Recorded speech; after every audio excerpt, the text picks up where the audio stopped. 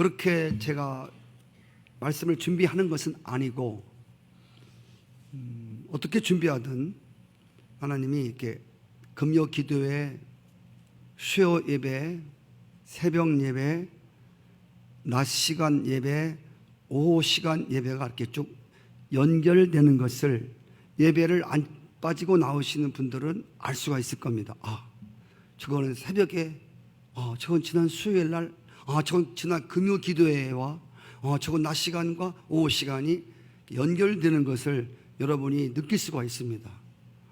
저는 제가 그렇게 고리를 만드는 게 아니라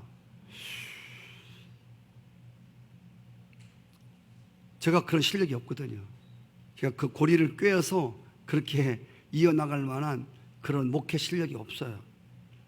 그런데 중요한 것은 그렇게 하나님이 그렇게 연결되어서 이끌어 가시는 부분, 특별히 오늘도 그리 아니하실지라도 풍랑 속의 평안, 이런 이야기는 거의 비슷한 이야기입니다. 그거 더 믿음을 강조하는 말씀이고, 어려움 가운데서도 굳건히 나를 세우는 그런 메시지를 하나님 허락하고 계시다고 믿습니다. 사람들은 인생을 바다를 항해하는 것이라고 말들 합니다. 지혜로운 선장은 언제나 순조로운 항해를 기대하지 않습니다. 지혜로운 선장은 언제 어떻게 풍랑이 일어날지 모르기 때문에 항상 그 풍랑을 미리 대비하는 것이 지혜로운 선장입니다. 예수님께서도 우리가 이 세상을 항해할 때에 어려운 항해가 있을 것을 미리 말씀하셨습니다. 요한복음 16장 33절, 너희가 세상에서는 환난을 당하나 담대하라, 내가 세상을 이겼노라. 이것을 너희에게 이름은 너희로 내 안에서 평안을 누리게 함이라. 제가 지금 잠깐 회의를 하느라고요, 방송실에 원고를 못 드렸어요. 그래서 말씀이 안 뜨고 있는데 더 잘 경청해 주시기를 바라요.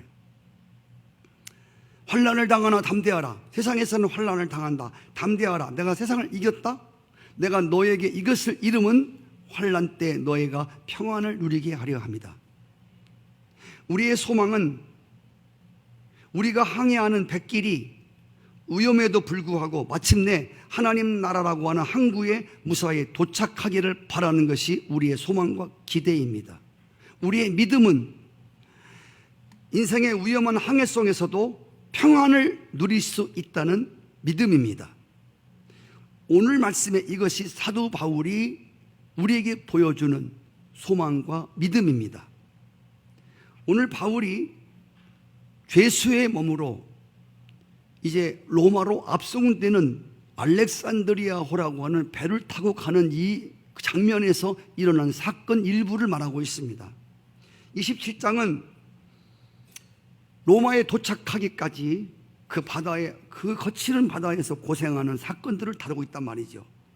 1절에 보니까 바울의 항해 목적지를 밝히고 있는데, 우리 배가 이탈리아로 가기를 작정했다. 이탈리아. 4절, 바람이 거슬림으로 항해가 어려워짐을 알 수 있었고, 7절에 배가 더디 감으로 여러 날에 간신히 니도라고 하는 맞은편에 배를 대게 됩니다. 9절, 여러 날이 걸려 금식하는 절기가 이미 지났으므로 행선하기가 위태로운지라 바울이 저희를 권하여, 바울은 지금 이 항해의 앞길이 커다란 위험이 있을 것에 대해서 예감을 갖고 있습니다. 13절에 보니까 그럼에도 불구하고 남풍이 순하게 불매. 앞으로는 좋지 않은 일이 있는데, 이게 지금 그래서 배가 머물고 있는데 바람이 하나도 안 부는 거예요. 남풍이 순하게 붑니다.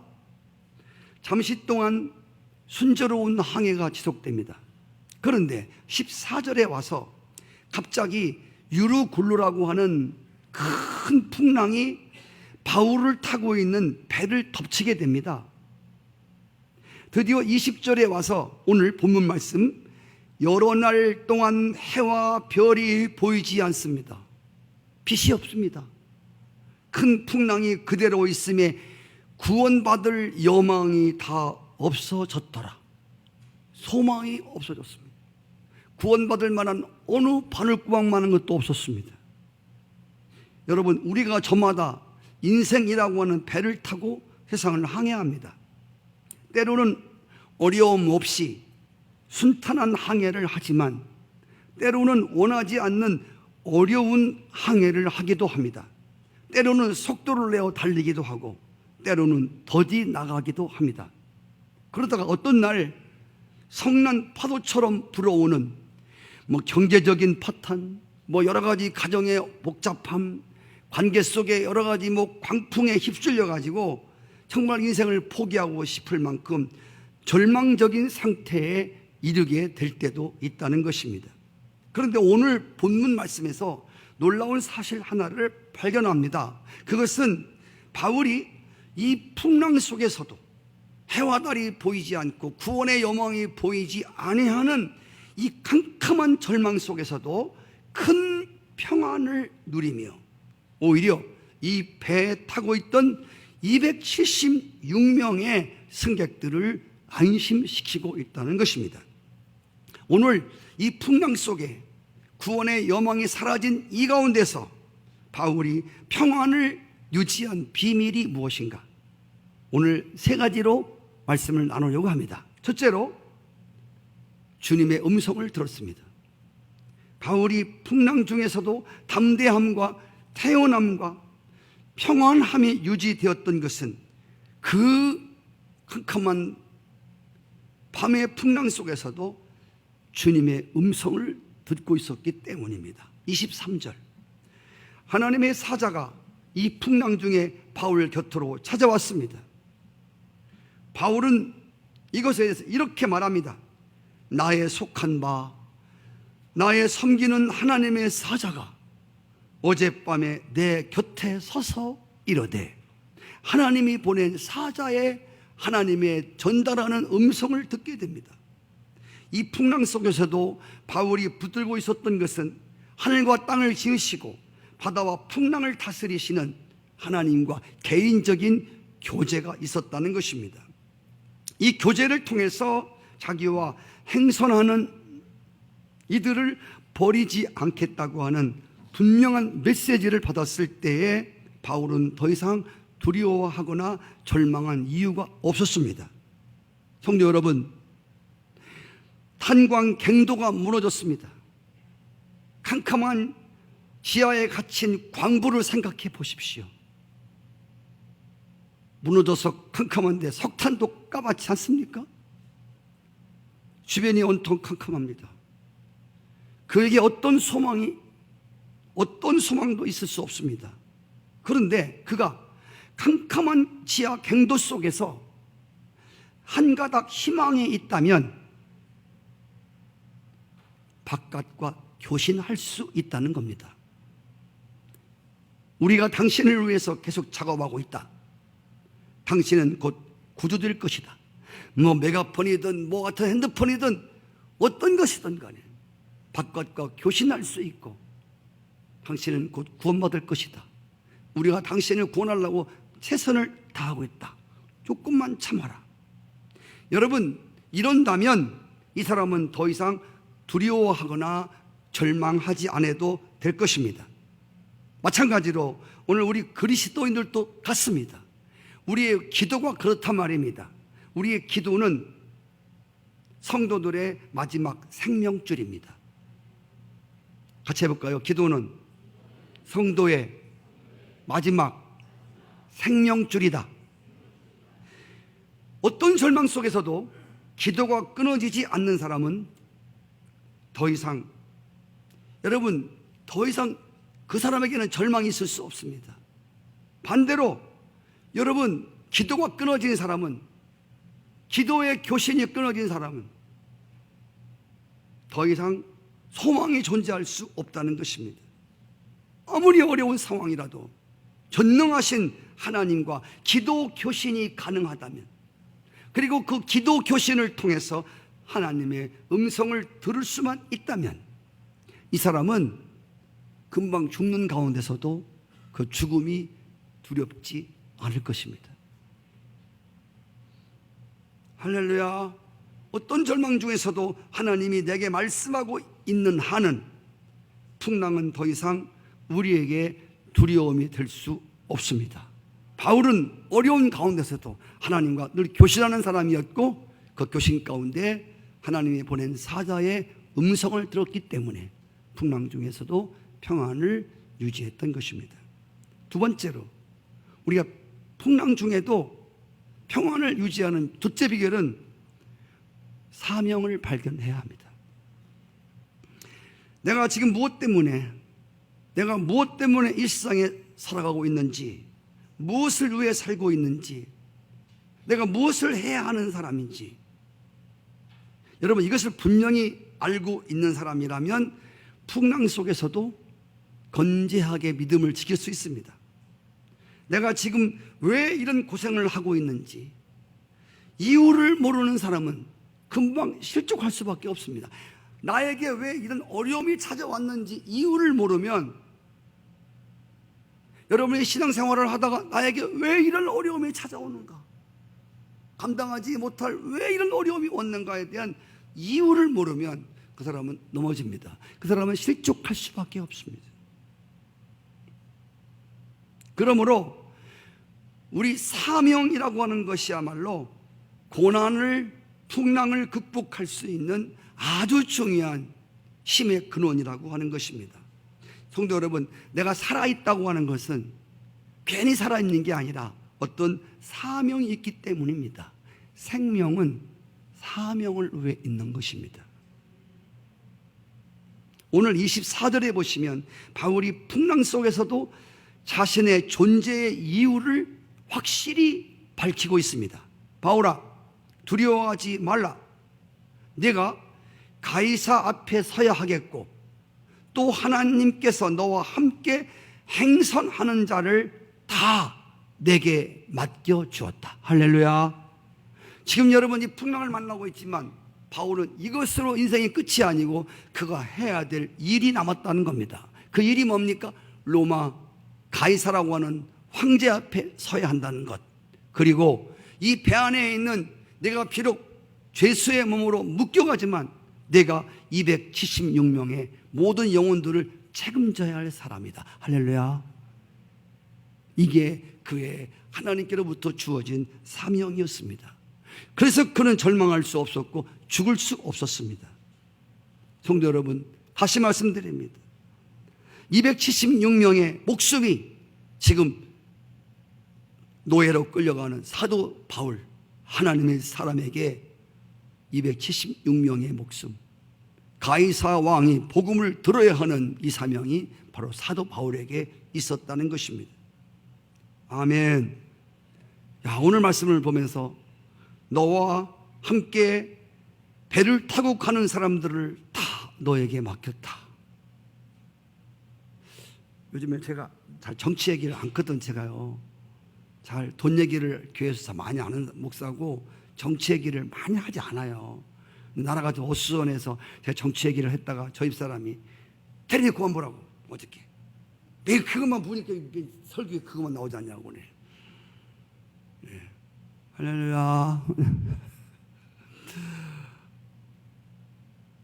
그런데 이 한마디는 해야겠습니다.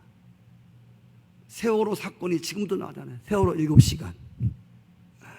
저는 언뜻 이 말씀을 준비하면 생각났습니다. 야, 세월호 죽은 사람 몇 명이죠? 네? 여러분 400명이 넘는, 그죠? 여기는 276명이야. 이런 사람 하나가 배 탔더라면 그냥 안 죽었을 것을. 그 안에 진짜 사도 바울 같은 세월호가 침몰할 때 하나님의 음성을 듣고 하나님의 사자가 와서 하나님과 교신하는 하나님의 사람이 들어서, 여러분 선장한 도망쳐도 걱정하지 마십시오. 하나님이 무사하다고 했습니다. 그리 말하고 실제 그의 말대로 됐더라면 얼마나 좋았겠습니까? 얼마나 이 가슴 아픈 이 피멍이 든 이 국민들의 그러한 마음을 충분히 어루만질 수 있었던 이런 것이 기억났습니다. 오늘 사도 바울에게 276명의 목숨이 너한테 있다. 성도 여러분, 기도하는 사람을 우습게 보지 마십시오. 아멘. 기도하는 사람들의 소리를 우습게 보지 마세요. 너만 기도하냐? 나도 기도한다. 이런 사람은 무시해도 됩니다. 이 사람은 잘못됐어요. 그렇게 말하는 사람은 기도하는 사람 아닙니다. 너만 기도해? 나도 기도한다. 그거는 기도하는 사람 아닙니다. 하나님은 그 사람 기도를 안 듣습니다. 진짜 안 들어요. 왜냐하면 자세가 잘못됐어요.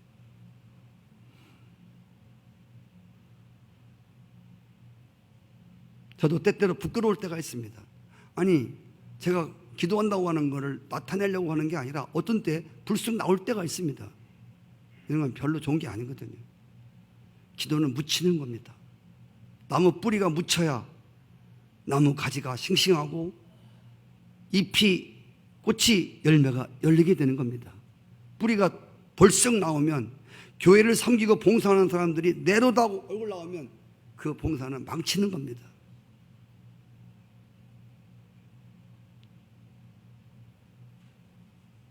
그래서 제가 낮 시간은 계단을 만든 분이 우리 성도님이 아니라 제가 광고를 했지만, 제가 우리 성도님들한테는 제가 크게, 제가 한번 그분한테 물어볼게요. 전화해서 광고를 크게 내줄까요? 아니면 조용히 묻힐까요? 한번 묻혀서 광고를 크게 달라면 프랭카드도 내가 써붙일 수 있어요. 그러면 뭐냐면 그 사람은 하나님 앞에는 상이 하나도 없어요. 그냥 땡이야. 그걸로. 그래서 여러분들 할 수 있으면 여러분 이름이 안 나야 되고 얼굴이 안 나야 되고 표가 안 나야 돼. 왼손이 하는 걸 모르게 하는 것. 그래야 하나님이 모르게 축복을 주셔요. 근데 우리 성도님들은 어리석어서 드러내길 좋아하기 때문에. 그래서 옛날에 그 우리 어렸을 때 이렇게 뽑기 있어요. 풍선금 이렇게 뽑기. 그 기대를 뽑았는데 거기 뭐라고 써있냐면 꽝이라고 써 있어요. 꽝이. 중요한 건 기도는 묻혀서 하는 거예요.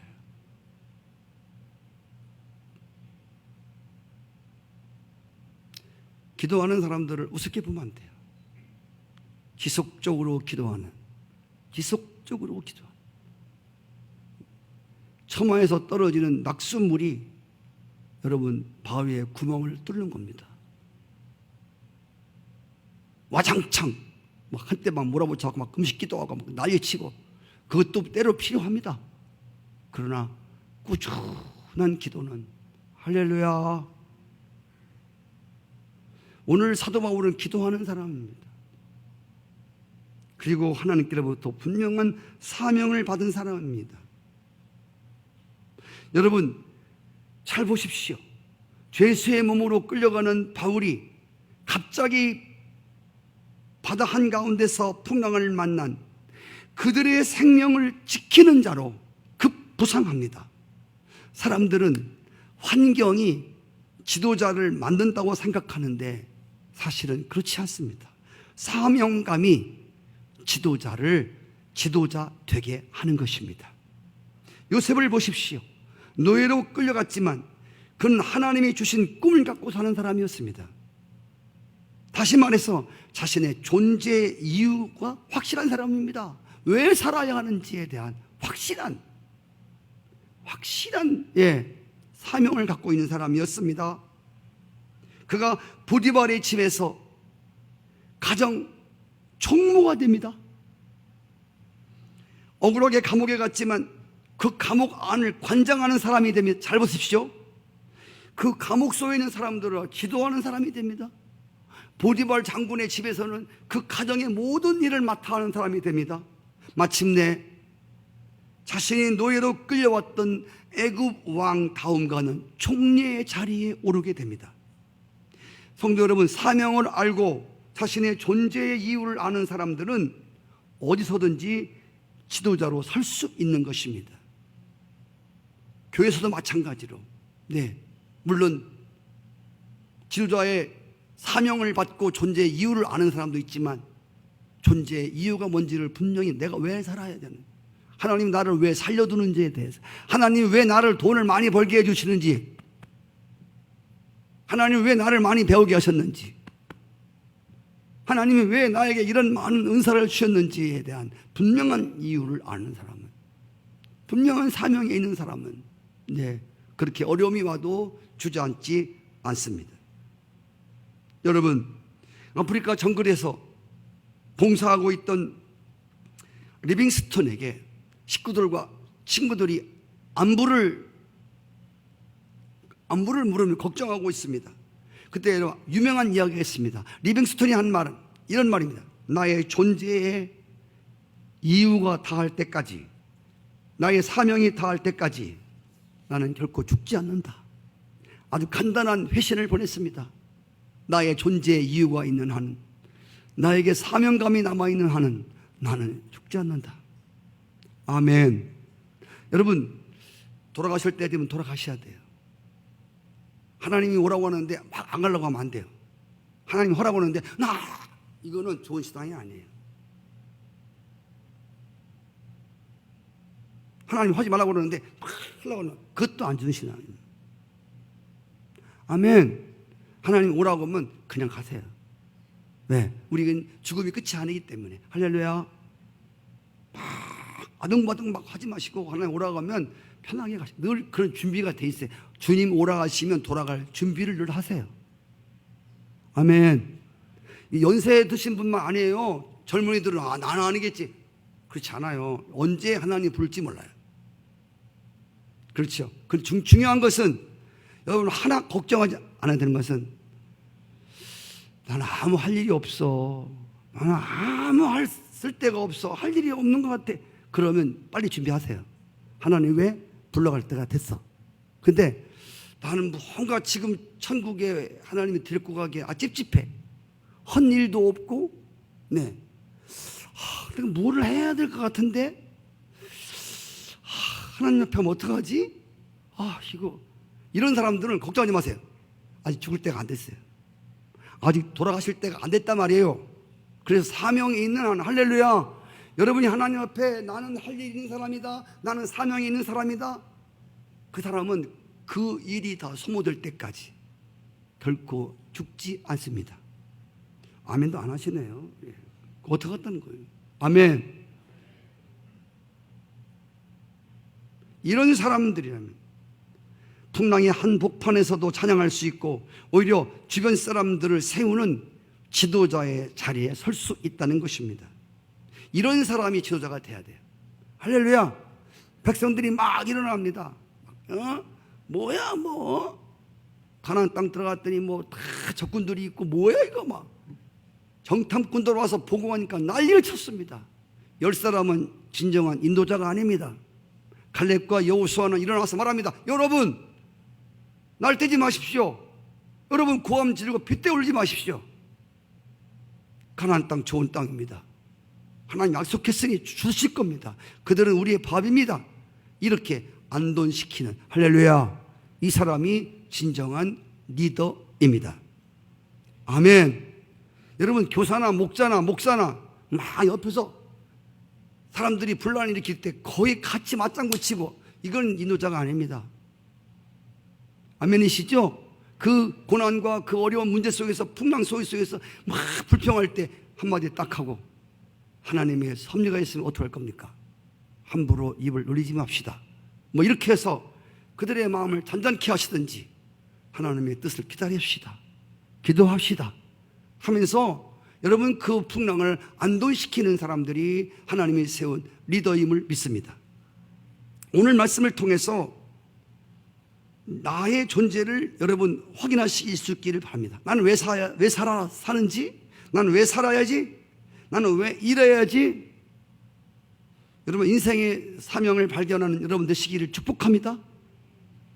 인생의 사명이 있는 사람은 하나님은 절대로 나를 이 일 마칠 때까지 나를 데려가지 않을 거야. 데려가는 게 겁나는 게 아니라 하나님이 못 데려가신단 말입니다.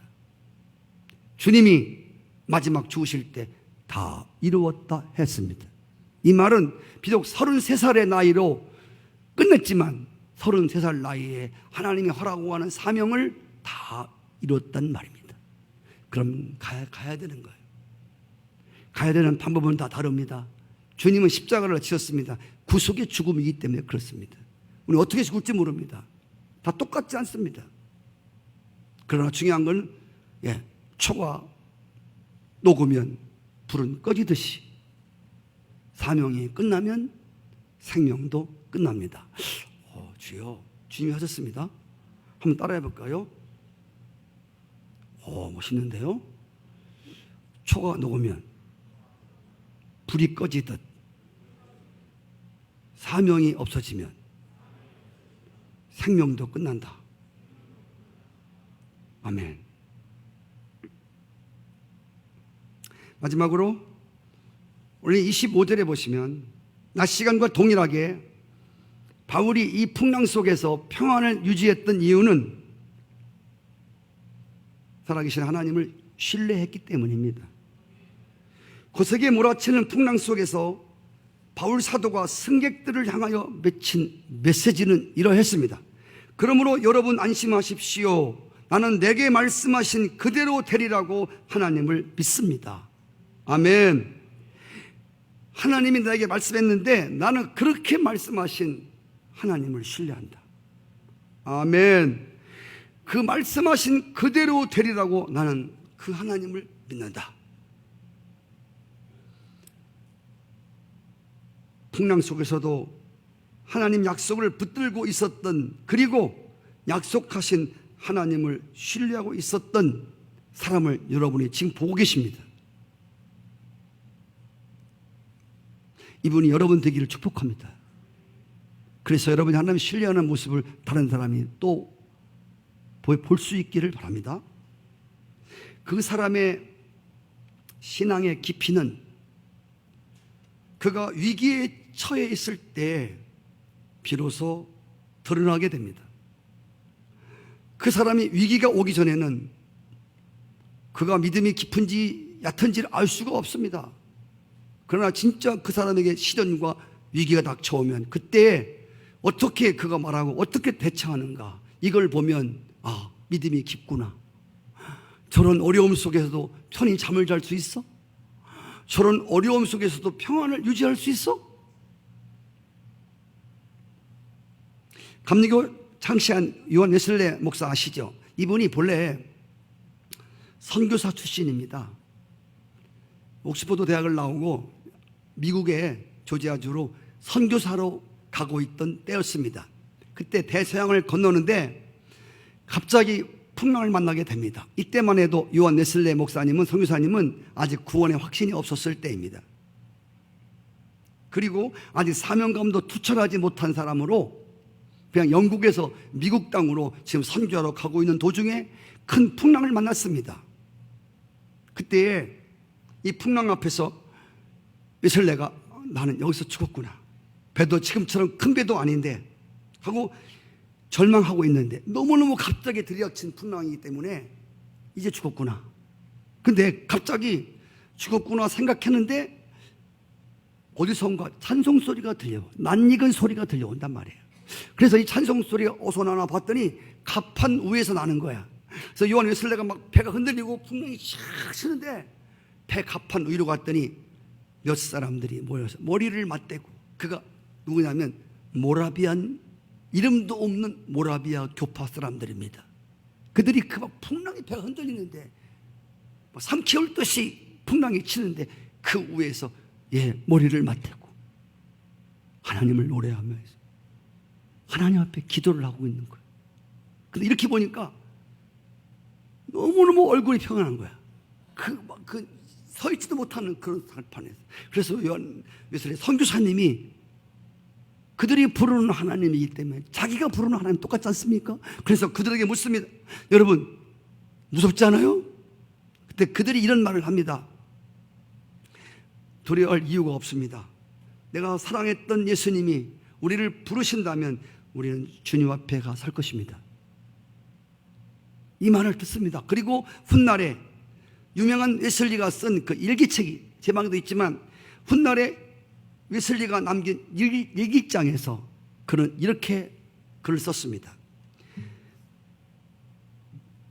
풍랑을 만났다는 사실보다 죽음 앞에서 담대할 수 있었던 모라비안 형제들의 신앙 간증이 나에게 더 커다란 도전이었고 충격이었다.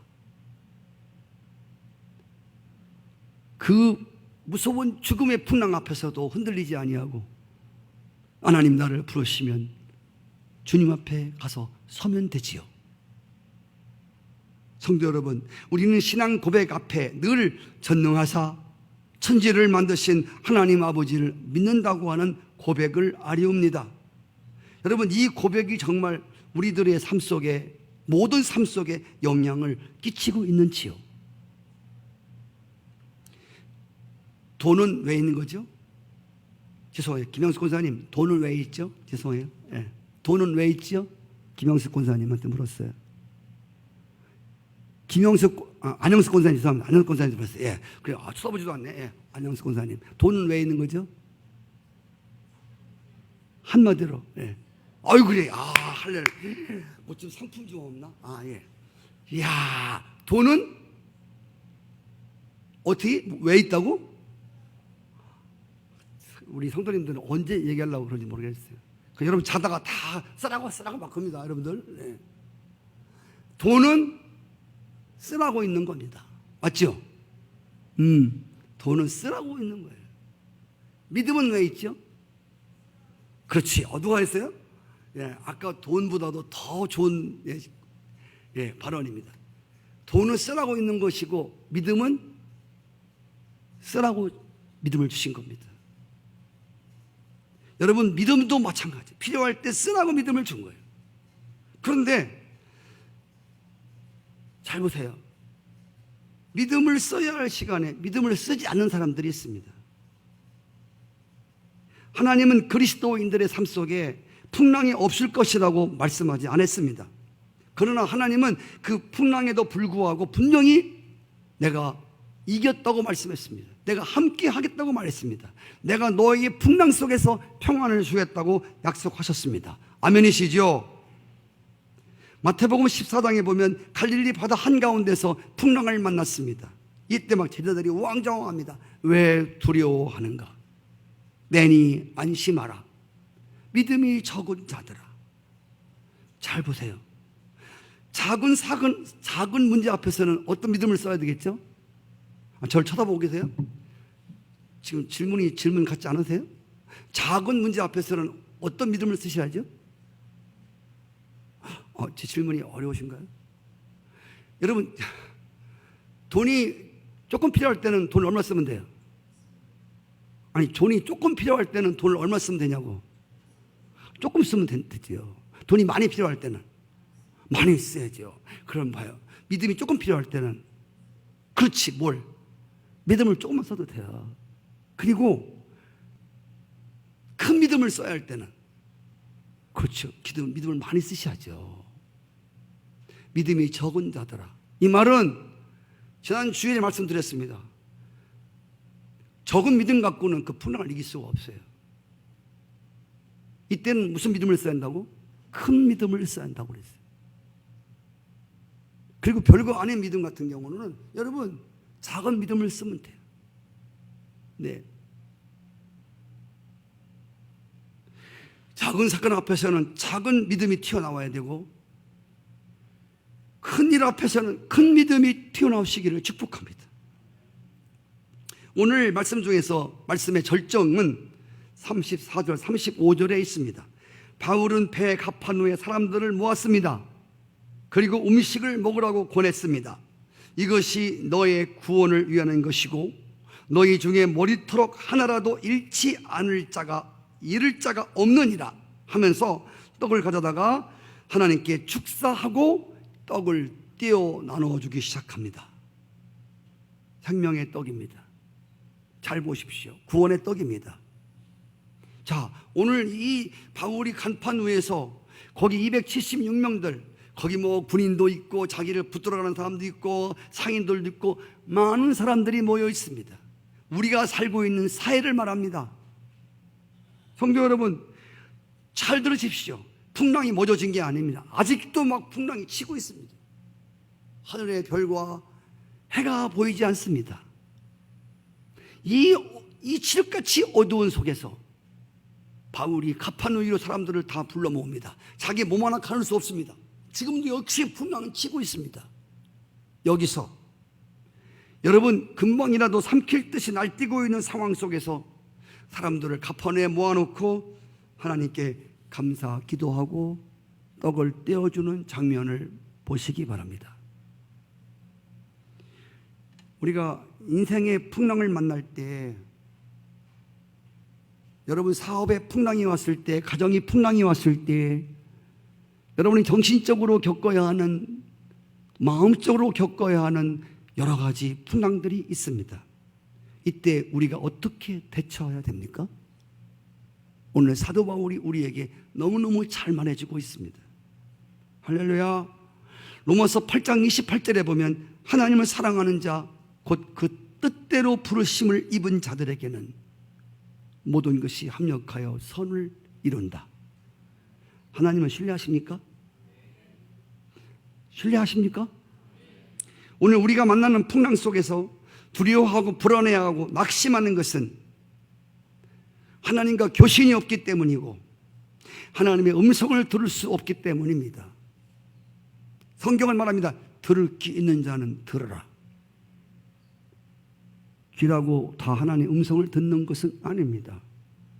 하나님의 들을 귀가 있어야 합니다. 아멘. 하나님이 우리 귀를 열어주시기를 축복합니다. 그러려면 기도의 교신이 끊어지지 마셔야 돼요. 그리고 사명감을 발견하십시오. 왜 나를 살려두시는지, 왜 돈 벌게 하시고, 왜 건강을 주시고, 왜 이 교회에 나오게 하시는지. 여러분, 사명을 발견해야 돼요. 교회 생활도 시계추문양 왔다 갔다 하면 절대 믿음이 크지 않습니다. 내가 섬기는 하나님의 몸된 교회에다가 내 헌신과 내 섬김을 쏟을 때 이 교회가 내 교회 같고, 아멘, 내 집같이 이 교회를 돌보는 사람이 됩니다. 하나님을 사랑하는 사람은, 하나님을 아버지로 사랑하는 사람은 교회를 어머니처럼 사랑해야 한다는 말이 맞습니다. 사명감을 깨달으십시오. 아멘. 그리고 여러분이 의지하는 그 하나님을 낮 시간도 동일하게 끝까지 신뢰하십시오. 찬송하겠습니다.